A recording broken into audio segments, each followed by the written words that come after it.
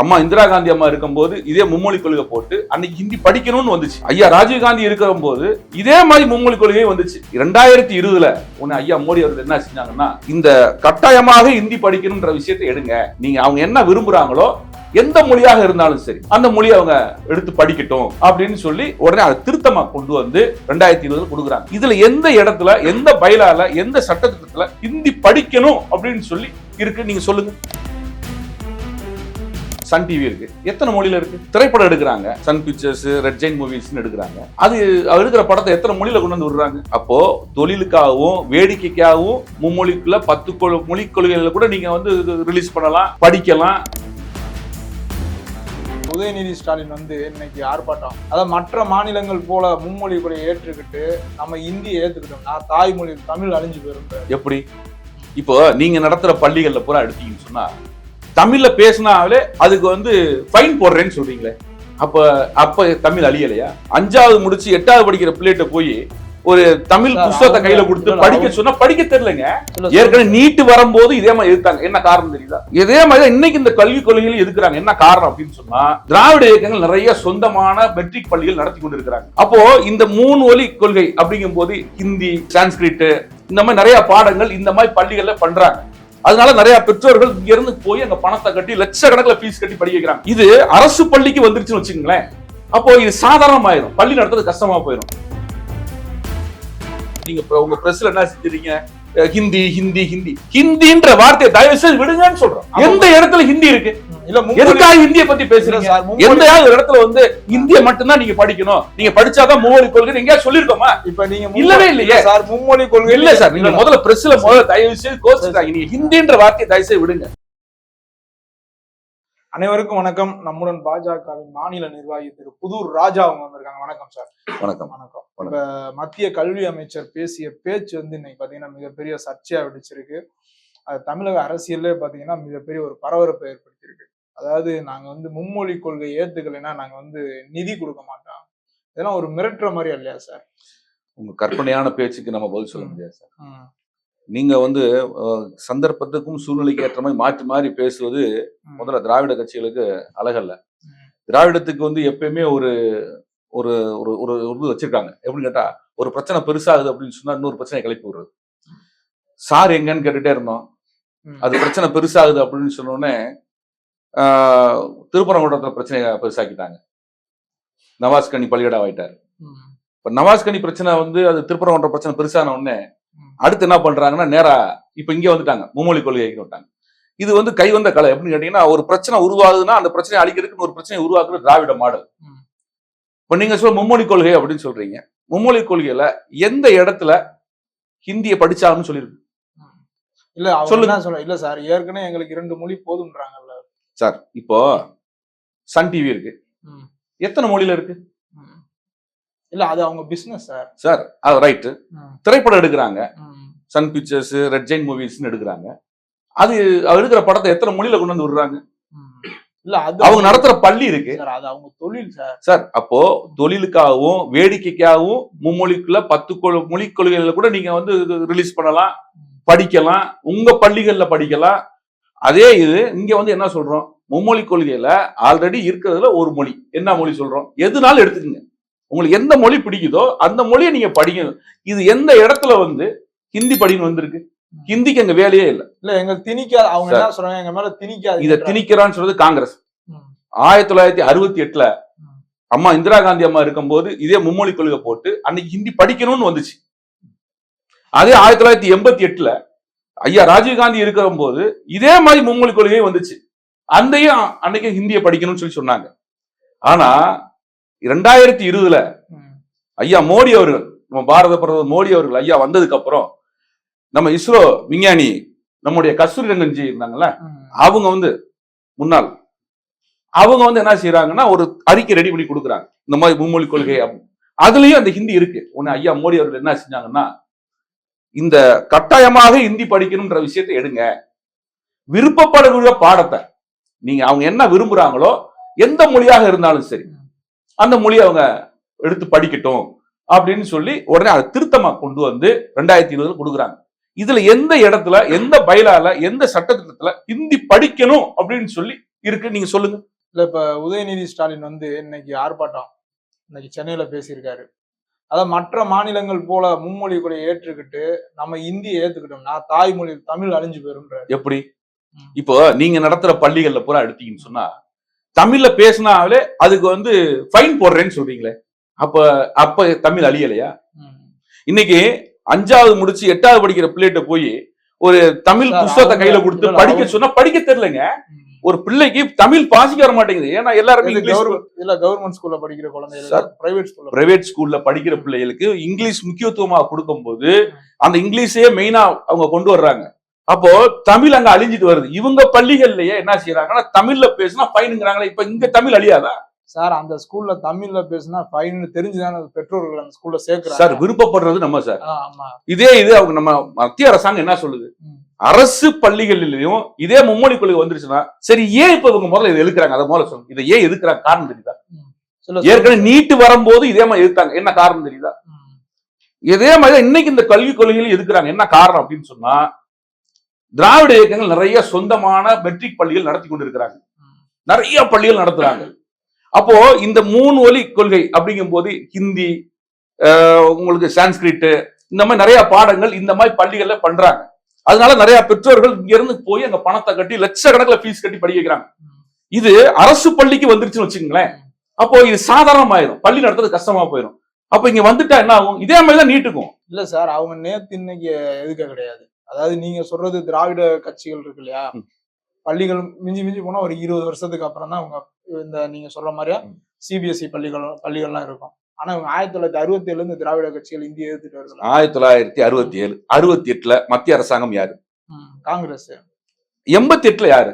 இல்ல காங்கிரஸ் தான். அன்னைக்கு அந்த ஹிந்தியை வந்து படிச்சே ஆகணும்னு கட்டாயமான ஒரு பாடமா கொண்டு வந்தது யாரு? இல்ல அன்னைக்கு எதிர்த்தவங்க தான் இன்னைக்கு எதுக்குறாங்க. அன்னைக்கு நம்ம கொண்டு வந்தது கட்டாயம், இன்னைக்கு கொண்டு வந்திருக்கிறது விருப்பமானதை எடுத்துக்க. சான்ஸ்கிரிட் வேணுமா, பிரெஞ்சு வேணுமா, ஹிந்தி வேணுமா, தெலுங்கு வேணுமா, கன்னடம் வேணுமா, எடுத்துக்கங்க. இப்போ நான் பேசுறேன், இப்ப எனக்கு எல்லா மொழியும் தெரியும். நான் சொல்றேன், இப்ப துமாரா ஜிந்தகி துமாரா ஹாத் மே ஹேன்னு சொல்றேன். என்ன அர்த்தம் சொல்லுங்க? இல்ல சார், நான் பச்சை தமிழன் சார். ஓகே, நான் சொல்றேன், இப்ப நான் ஹிந்தியில பேசுறேன் உங்ககிட்ட, அது உங்க விருப்பம் சார். ஆமா, அதுதான் அதத்தான் சொல்றேன். உன் வாழ்க்கை உன் கையில்ங்கிறத நான் ஹிந்தியில சொன்னேன். என் வாழ்க்கை மேரா ஜிந்தகி மேரா ஹாத் மே, என்னோட கையில இருக்குது. உங்களுக்கு புரியுதுங்களா? அதான் சார், விரும்புது சார், விருப்பப்பட்டதான் நம்ம எடுக்க போறோம். அதாவது இன்னைக்கு வந்து அவங்க என்ன சொன்னா, இருமொழி கொள்கை இருக்கு, எங்களுக்கு வெளியே போகணும்னா ஆங்கிலம் இருக்கு. அதான் அண்ணாதுரை அன்னைக்கு சொல்லியிருக்காருல, ஆங்கிலம் இருக்கே எதுக்கு ஹிந்தி அப்படின்னு அன்னைக்கே சொல்லியிருக்காருல்ல. இப்ப ஹிந்திய இந்த திட்டத்துல ஹிந்திய படிக்க சொல்லி கட்டாயமாக ஒரு சட்டம் போட்டிருக்கிறாங்க. காட்டுங்க சார். இன்னைக்கு வந்து எதுக்காக இந்த ஒரு மாய தோற்றத்தை உருவாக்குறீங்க? இல்ல சார், பாஜகவை தவிர்த்து சார் இன்னைக்கு வந்து பாத்தீங்கன்னா திமுகவா இருக்கட்டும், திமுக கூட்டணி கட்சிகள், அதிமுக, புதிதாக கட்சி தொடங்குற விஜய் முதல் ஒட்டு மொத்த தமிழ்நாடுமே எங்களுக்கு ஹிந்தி வேணாண்டுது, மும்மொழி கொள்கை வேணாண்டுது. எங்க மாநிலத்துல சொன்ன மாதிரி விஜய் பள்ளிக்கூடம் வச்சிருக்காருங்க, ஸ்டாலின் குடும்பத்திலயும் பள்ளிக்கூடம் இருக்குங்க. அனைத்து யார் யாரெல்லாம் எதுக்குறாங்களோ அவங்களோட பின்னணி எடுத்து பாத்தீங்கன்னா அவங்க பின்னாடி மெட்ரிக் பள்ளி இருக்குங்க. எடப்பாடியும் வேணான்ற அவருக்கும் இருக்கலாம், எல்லாருக்குமே இருக்கு. இந்த மும்மொழி கொள்கை வந்து கல்விக் கொள்கை இங்க வந்துருச்சுன்னு சொன்னா அரசாங்க பள்ளிகளிலும் வந்துரும். இவங்களுடைய பள்ளிக்கு ஆள் சேர போகாது, லட்சக்கணக்கில் ஃபீஸ் வாங்க முடியாது.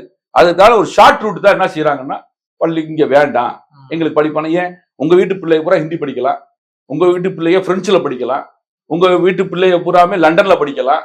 அப்போ எங்க பிள்ளைய பூரா கஷ்டப்படுற ஏழை விவசாயி, ஏழை குடும்பத்துல இருக்கக்கூடிய பிள்ளைங்க சாதாரண கார்பரேஷன் ஸ்கூல்ல படிச்சுட்டு சாதாரண மாநில காட்சியில எதுவுமே இல்லாம தமிழை மட்டும் படிச்சுல இங்கிலீஷ புரிஞ்சுக்கிட்டு எங்க மாநில தலைவர் சொன்ன மாதிரி போஸ்ட் ஓட்டுறது, இந்த உங்க வாசல் 2 குப்பை அள்ளுறது, நீங்க சொல்றதை கேட்கறதுக்கு அல்ல கை வேலை பாக்குறதுக்கு, இதுக்காக வச்சிருக்கீங்களாப்பா? எங்களை படிக்க கூடாதுன்னு சொல்றீங்களா? இந்த கேள்விக்குதான் வந்து திமுக தரப்புல, அதாவது திமுக சமூக வலைதள சமூக ஆக்டிவா இருக்கிறவங்க கேள்வி கேட்கறாங்க. இப்ப ஹிந்தி படிச்சுட்டு வந்து என்ன பண்றாங்க தமிழ்நாடு சார்? இந்த திரும்ப நீங்க அதே எடுத்தா சார் இல்ல இந்திய படிச்சுட்டு வட மாநிலங்கள்ல இருந்து வர்ற ஹிந்தி படிச்சீங்கன்னா வட மாநிலத்துல சொல்றீங்க இல்ல, நீங்க வட மாநிலத்துல இருந்து வந்தவங்க கூட நீங்க தமிழ் பேசுறா சார்? இல்ல சார், ஹிந்தி இங்க இருந்து தமிழ்நாட்டுல இருந்து போனவன் கூட உங்களுக்கு சார், நான் திரும்ப கேக்குறேன். நீங்க வந்து நீங்க உங்க பிரஸ்ல என்ன செஞ்சீங்க, ஹிந்தி ஹிந்தி ஹிந்தி ஹிந்தின்ற வார்த்தையை தயவு செய்து விடுங்கன்னு சொல்றோம். எந்த இடத்துல ஹிந்தி இருக்கு? இல்ல எதுக்காக ஹிந்தியை பத்தி பேசுறீங்க சார், எந்தையாவது ஒரு இடத்துல வந்து இந்திய மட்டும்தான் நீங்க படிக்கணும், நீங்க படிச்சாதான் மும்மொழி கொள்கை எங்கேயா சொல்லிருக்கோமா? இப்ப நீங்க இல்லவே இல்லையே சார். மும்மொழி கொள்கை இல்ல சார். நீங்க முதல்ல பிரஸ்ல முதல்ல தயவு செய்து கோச்சுட்டாங்க. நீங்க ஹிந்தின்ற வார்த்தையை தயவு செய்து விடுங்க. இல்ல மும்மொழி கொள்கை உங்களுடைய விருப்ப பாடம் சார். உங்களுடைய விருப்ப பாடம், உங்களுடைய விருப்ப பாடம் என்ன? சரி படிங்க. இப்ப நான் கன்னடத்துல பேசுறேன். சரிங்க சார். இப்ப இந்திய படிக்கிறதுனால தமிழக மாணவர்களுக்கு என்ன சார் நன்மை? சார் திருப்பி நான் சொல்றேன். சொல்லுங்க, திருப்பி நீங்க ஹிந்தின்ற வார்த்தைக்கே நீங்க ஓகே மும்மொழி கொள்கை சார். மும்மொழி கொள்கை உடனே மும்மொழி கொள்கை நான் ஆங்கிலம் முதல்ல போகிட்ட ஹிந்தில சொன்னேன். சரிங்க சார். ஆங்கிலம் தமிழ் இருக்கு சார். ஆங்கிலம் தமிழ் எக்ஸ்ட்ரா ஒரு இப்ப நான் கேக்குறேன், பெலகி இஷ்டி கண்டைக்கு நீங்க பர்த்தனி சொல்லுங்க. நான் கன்னடத்துல பேசுறேன். இப்போ கன்னடம் இஷ்டி கண்டைக்கு நீங்க பர்த்தனி எனக்கு தெரியல சார். கன்னடம் நாளைக்கு எத்தனை மணிக்கு வரீங்கன்னு கன்னடத்துல கேக்குறேன். ಈಗ ಇಷ್ಟು ಗಂಟೆಗೆ நீங்க பர்த்தனி நான் கேக்குறேன். இன்னைக்கு எத்தனை மணிக்கு நீங்க வரீங்கன்னு கேக்குறேன். கன்னடத்துல கேக்குறேன். சொல்லுங்க சார். இப்ப எனக்கு நான் போய் படிச்சுட்டு வந்தேன்னா சார், முதல்ல தெரிஞ்சா நான் தொழில் பண்ணணும், 4 இடத்துக்கு போகணும், எனக்கு வேணும். அப்படிங்கும் போது சார், தமிழ்ங்கிறது என்னுடைய கண்கள் போல. நான் பிற மொழிகளை கத்துக்கிறது என் மேல போட்டுக்க கண்ணாடி மாதிரி, கூலிங் கிளாஸ் மாதிரி. வேணும்னா காடியை போட்டுக்கலாம், காடியை கழட்டிடலாம். கூலிங் கிளாஸ் போட்டுக்கலாம், இல்ல கூலிங் கிளாஸ் கழட்டிக்கலாம். கண்ணை புடுங்க முடியாது. தமிழ்ங்கிறது என் கண்கள், என் இதயம் மாதிரி. அது மேல போட்டுக்க கண்ணாடி தான் எல்லா மொழிகளும். இப்ப நான் ஹிந்தியில பேசினேன், கன்னடத்துல பேசினேன். இப்ப நான் மலேசியா போனா மலாயில பேசுறோம். அப்பாங் சொன்ன மகான் கேக்குறேன். இப்ப என்ன அர்த்தம் அதுக்கு பேரு? அப்பா சாப்பிட்டீங்களான்னு கேக்குறேன். அப்பாங்க அண்ணன் சாப்பிட்டீங்க. அப்ப புரியுதா? அப்போ இப்ப நீங்க எப்படி சொன்னீங்க? இப்ப நீங்க தமிழ் இல்லையா? தமிழ் தான். அப்ப எப்படி சொன்னீங்க? இப்ப நான் சொன்னதுக்கு நான் அபாங்கன்னு சொல்லிட்டேன். என்ன சொல்றேன்னா சுடா மக்கான்னு கேட்டேன். சுடா மக்கான் சாப்பிட்டீங்களா? சாப்பிட்டேன் கேக்குறேன். எப்படி தெரிஞ்சு உங்களுக்கு? எனக்கும் தெரியும் சார். இதுதான் சார் விஷயம். இதத்தான் சொல்ற, கத்துக்கங்க. அப்ப நான் நீங்க தமிழ் இல்லையா? எனக்கு தேவைப்படல, நான் கத்துக்கிட்டேன். இல்ல அதத்தான் சொல்றேன். நம்ம நம்மளுடைய வாழ்வாதாரத்துக்கு, நம்மளுடைய முயற்சிக்கு, நம்மளுடைய முன்னேற்றத்திற்கு நமக்கு தேவையான விஷயங்களை கத்துக்கொள்ள. நான் சொன்னல மேரா ஹாத் மே, நான் சொன்னேன் உங்கள்கிட்ட முதல்ல ஹிந்தியில என்ன சொன்னேன்? துமாரா ஜிந்தகி துமாரா ஹாத் மேக, மேரா ஜிந்தகி மேரா ஹாத் மேக. என்னோட வாழ்க்கை என் கையில் இருக்கு, எனக்கு என்ன தேவைன்னு தெரியும். நீங்க ஏன் வந்து ஹிந்தி தான் படிக்கிறாங்கன்னு சொல்லி நீங்க வந்து கட்டாயப்படுத்தணும் நாங்க மத்திய அரசு சொல்லுதுன்னு சொல்றீங்க? 100% நீங்க வந்து அவங்க சொல்றாங்களோ இல்லையோ, நீங்க ஊடகத்துல ஹிந்தி வருது ஹிந்தி வருது ஹிந்தி வருது ஒரு தவறான ஒரு போக்கை மக்களை படிக்க வைக்காது. இல்ல சார், நாங்க என்ன சொல்றோம், அவங்க ஆளுங்கட்சி தரப்பு சொல்ற குற்றச்சாட்டை உங்ககிட்ட கேள்வியா எடுத்து அது வந்து அந்த கேள்வி, அதாவது நான் சொல்றேன், கற்பனையான விஷயத்துக்கு பதில் சொல்லவே முடியாது. நீங்க ஒரு ஊர்ஜிதமான உண்மையான விஷயத்தை நீங்கள் எடுத்து வைத்தால் அதற்கு நாங்கள் பதில் சொல்ல தயாராக இருக்கிறோம். நாங்க இதை கடைக்கோடி தொண்டன் வரைக்கும் இல்ல, எங்க கடைசி பிஜேபியில் இருக்கக்கூடிய உச்சந்தரையில இருந்து உள்ளங்கால இருக்கக்கூடிய தலைவர்கள் வந்து தொண்டர் வரைக்கும் வீடு வீடாக போய் வர மார்ச் 1ஆம் தேதிக்கு மேல கையெழுத்து வாங்குறோம். நீங்க ஏன் படிக்க கூடாதுன்னு சொல்றீங்க? அவங்க சொல்லட்டும், மக்கள் சொல்லட்டும், எங்களுக்கு பிடிக்கலங்க, நாங்க இப்படித்தான் இருக்கணும். அவங்ககிட்ட என்ன வருதுன்னு பார்ப்போம். இந்த கடந்த ஒரு 2 நாள் 3 நாளைக்கு முன்னாடி கூட ஹிந்தி பரீட்சை நடந்தது மதுரையில.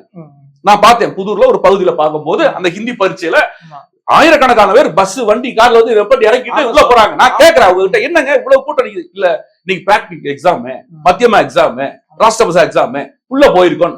அவங்க எல்லாம் யாரு வந்து கட்டாயப்படுறாங்க? அப்படி விருப்பப்படுறவங்க படிக்கலாம். அதான் சொல்றேன். அப்படி விருப்பப்படும் போது இந்த இடத்துல மும்மொழி கொள்கையில கடைசி இதுல வந்து 3வது படிப்பா நீங்க எதனாலும் படிங்க.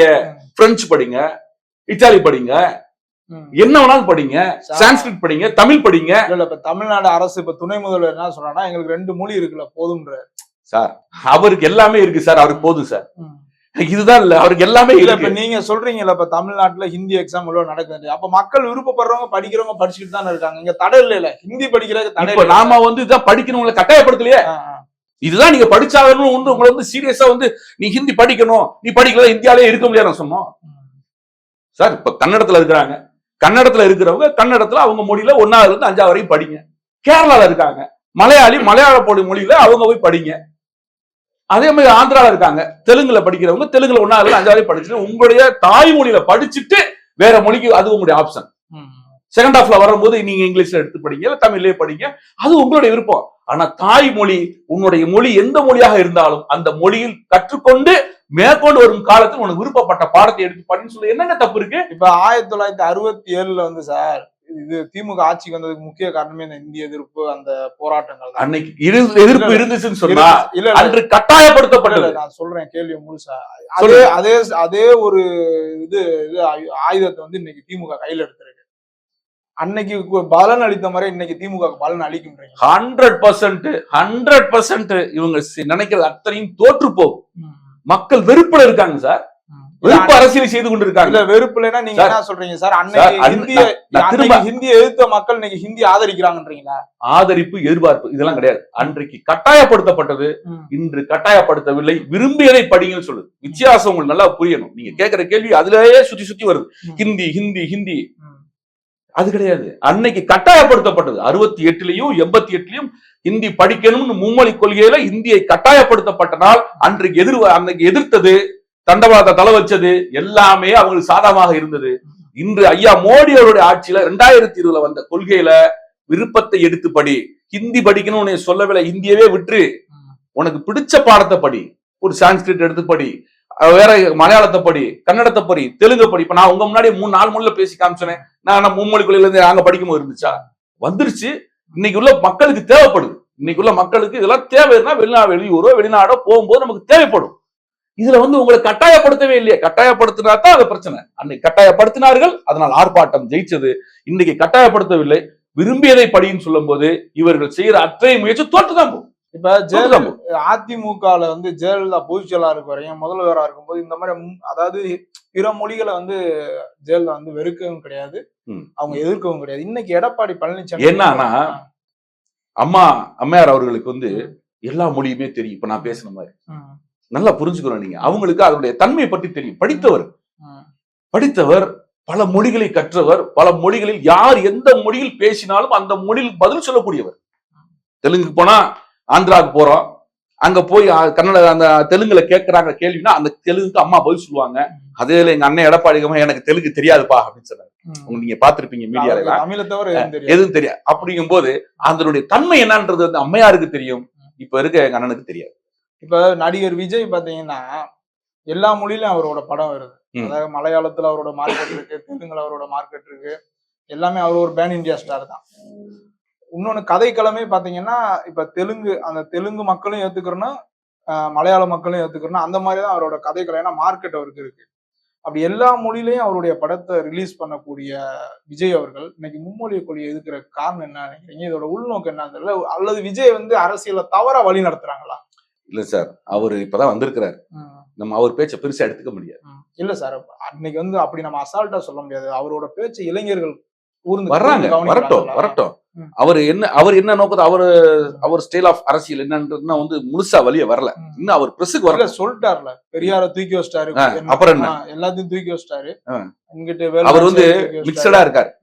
கலந்த கலவை, எந்த ரூட்டு போகணும்னு தெரியாம என்ன கலவையில இருக்காரு. ஒரு தனி ரூட்டுக்கு வருவாரு.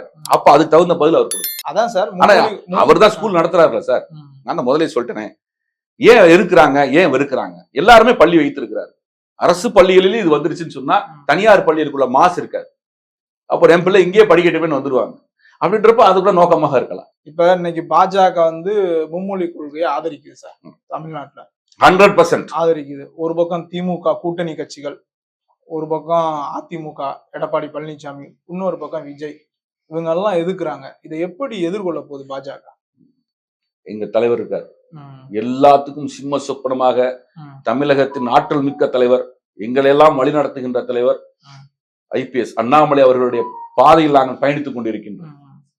எங்களை அவர் வழி நடத்துவார். அவர் வழி தொடர நாங்கள் தயாராக இருக்கிறோம். இப்ப தமிழக மக்களோட மனநிலை என்ன நினைக்கிறீங்க? மும்மொழி கொள்கையில தமிழக மக்களோட மனநிலை, அதுக்குத்தான் நாங்க மார்ச் 1 கையெழுத்தே கொடுக்குறோம். நாங்க சொன்னா நாங்க மேல பூசி பொழுகிறோம், பூசி பேசுறோம்னு சொல்லுவீங்க. அதுக்கு உண்டான பதிலை விரைவிலே நாங்க கொடுப்போம். ரொம்ப நன்றி சார். நன்றி.